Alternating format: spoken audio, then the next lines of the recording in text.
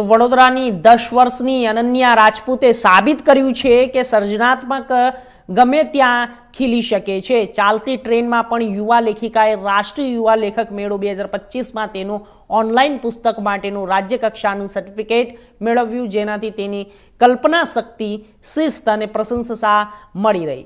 2025-26 રાષ્ટ્રીય યુવા લેખક મેળો એ 3 થી 12 ધોરણના વિદ્યાર્થીઓ માટે એક ઓનલાઈન પુસ્તક લેખન અને પ્રકાશન સ્પર્ધા છે, જે 2 ઓક્ટોબર 25ના રોજના લિબ્રુક્સ અને એજ્યુકેશન વર્લ્ડ દ્વારા શરૂ કરવામાં આવી હતી. તે ભારત અને અન્ય દેશોના વિદ્યાર્થીઓ માટે ખુલ્લી વૈશ્વિક ઇવેન્ટ છે, જે તેમને મફતમાં પોતાના પુસ્તકો લખવા અને પ્રકાશિત કરવાની તક પૂરી પાડે છે.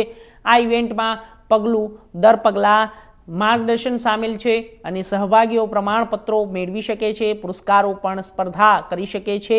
અનન્યાએ રાજસ્થાનથી વડોદરા પરત ફરતી વખતે કૌટુંબિક પ્રવાસ દરમિયાન પોતાનું એવોર્ડ વિજેતા પુસ્તક લખ્યું હતું, જ્યારે તેના માતા પિતાએ તેને મોબાઈલ ફોનનો ઉપયોગ ટાળવા અને કંઈક સર્જનાત્મક કાર્ય કરવા માટેની પ્રોત્સાહિત કર્યું. ત્યારે અનન્યાએ સલાહને હૃદયથી સ્વીકારી. ફક્ત તેના વિચારોને ડિજિટલ નોટપેડ સાથે તેણે લખવાનું શરૂ કર્યું. અન્ય પ્રવાસ પૂરો થાય તે પહેલાં તેની વાર્તા પૂર્ણ કરી. ભૂમિ ટુ ધ બીચ શીર્ષક ધરાવતું આ પુસ્તક તેની માતા દ્વારા કહેવામાં આવેલી બીચની સફર માટે ઉત્સાહિત છોકરી વિશે છે. આ નાની ઉંમરે તેની સર્જનાત્મક વિચારસરણી પ્રશંસા કરતા લગભગ 36 લોકોએ તેનું પુસ્તક ઓનલાઈન ખરીદ્યું. मेरा नाम अनन्या सिंह राजपूत है और मैं वन वर्ल्ड स्कूल में पढ़ती हूँ और मेरी क्लास स्टैंडर्ड 5 है. और बेटा क्या बुक लिखी है आपने, किस सब्जेक्ट पे लिखी है? वो सब्जेक्ट पे मैंने नहीं लिखी, वो एक्चुअली में मैंने एक स्टोरी लिखी है, भूमि टू द बीच.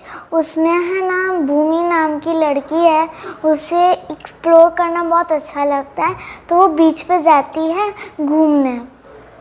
और मतलब कैसे सोचा आपने कि मैं बुक लिखूं, स्टोरी लिखूं? मैं एक्चुअली में राजस्थान से मेरे घर आ रही थी ना, तो मेरे पापा ने एक्चुअली में आइडिया दिया कि आप है ना एक बुक लिख सकते हो, क्योंकि मुझे बुक पढ़ने का बहुत अच्छा शौक है इसलिए. और मुझे बुक लिखनी भी थी एक, मैं ऑलरेडी उसके ऊपर काम कर रही थी. और पढ़ाई के टाइम कौन सा सब्जेक्ट आपको अच्छा लगता है? पढ़ाई के टाइम मुझे ज़्यादातर इंग्लिश और एसएस अच्छी लगती है. और हॉबीज़ क्या है, क्या करते हैं आप?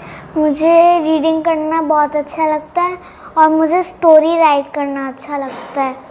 और स्टोरी से क्या मैसेज मिलेगा आप जैसे दूसरे बच्चों को? इस स्टोरी से मैसेज मिलेगा ये कि हमें कभी भी एक चीज़ पे टिके रहना नहीं चाहिए, हमें हर चीज़ों को एक्सप्लोर करना चाहिए.